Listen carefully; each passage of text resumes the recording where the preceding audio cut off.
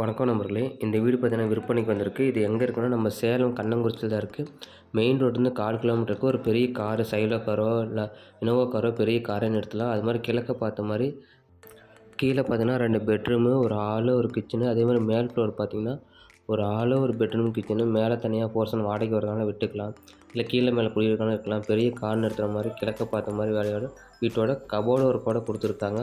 இதோட ரேட்டு பார்த்தீங்கன்னா 75,00,000 ரூபா. லேண்டு, பில்டிங் அப்படி லோன் போனாலும் போய்க்கலாம். மெயின் ரோடுக்கு ரொம்ப பக்கமாக இருக்குது. இந்த இடத்த பார்க்க கீழே தெரியுற நம்பருக்கு கால் பண்ணுவாங்க. நன்றி, வணக்கம்.